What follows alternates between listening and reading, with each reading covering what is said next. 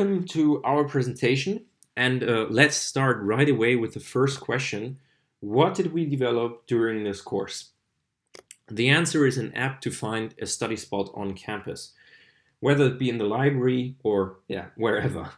Um, we know that we are not the only ones who thought about this idea, but we took it as indication that if we are not the only ones thinking about this idea and other people actually developed solutions for this problem already, then this problem seems to be worth thinking about. Now, why then, if there are solutions in the market already, why then did we develop a new solution for the same problem of finding a study spot on campus? In order to answer that question, we have to first understand what the current solutions provide. Now, all of the solutions have the information which room is a dedicated study room. So in this example, room HG02F34 is not a lecture hall, it's a room dedicated for silent studying.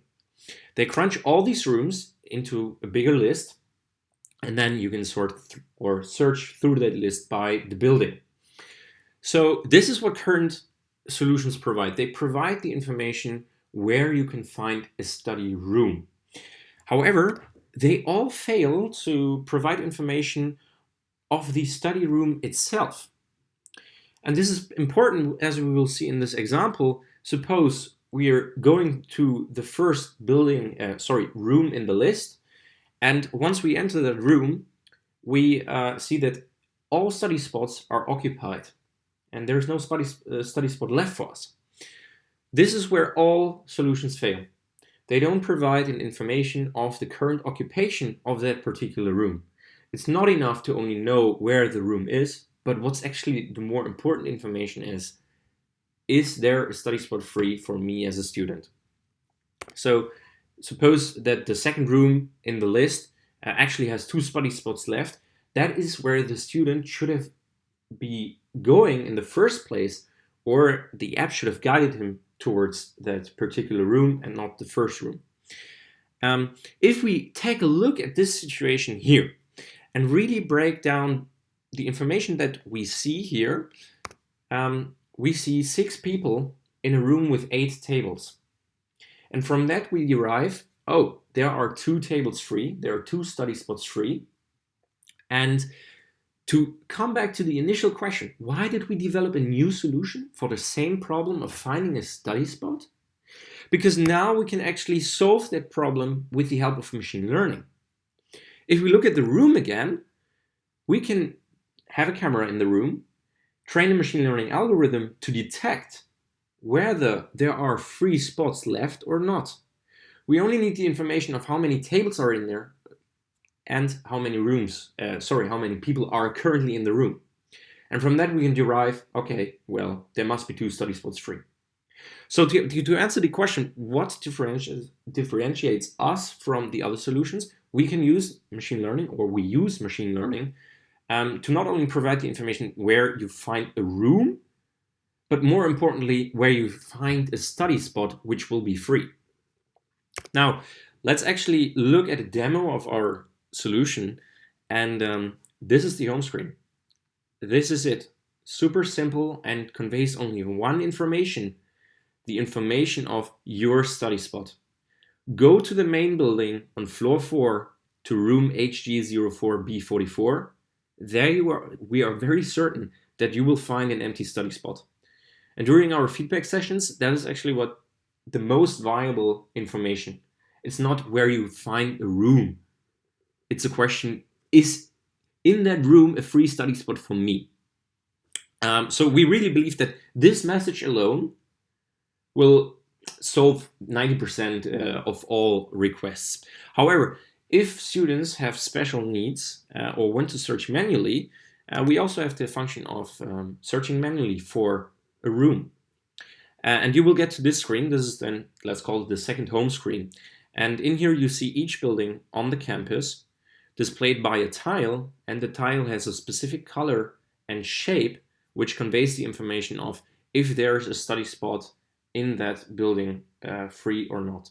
And we have low, so you have a very high chance of finding a study spot, moderate, which will be orange, and rounded corners of you will find a study spot, but can get crowded, and well, crowded, which would be a red rectangular shape that no way you're going to find a seat. Or let's say the chances are really low. We also have the possibility of filters. So students can say, I need a group room and not a study room, and then the view will adjust to that particular need of view. Once you click on a building, you see each floor on that building, and we convey the same, we are consistently conveying the same information by shape and color of the tile if there will be a study spot, in this case, free in the particular floor instead of the building. Now, once you click on a particular floor, in this case floor 12, you will see each room, and again indicated by shape and color if there's a high or low chance of a free study spot. But we really want to stress that our main page, this should solve most requests, just the information where the student should go to. Now, I want to briefly talk about our development and feedback approach. We used the focus group to validate our idea, and the focus group really strengthened our perception that this idea is really worth solving. So we had no student who said, I wouldn't use this. And we then decided to develop a web app using the Vue.js framework because this has the main benefit over a native app for Android or iPhone, that we can send it around and share the prototype via a simple link of a WhatsApp or other communication methods. And using a web app, we can easily embed feedback plugins such as HCI, and by that have a constant cycle of improving the app.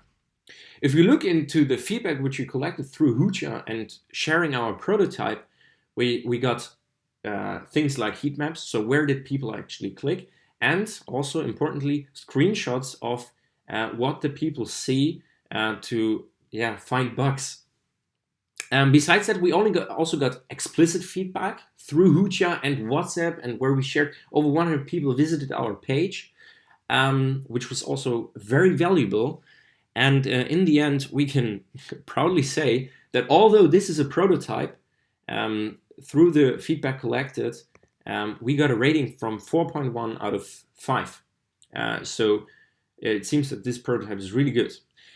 Based on that feedback, we also conclude that the further steps is we can slightly adjust the apps by adding more functionalities, such as more filters. For example, one person asked for a filter for if there's a projector in the room or not.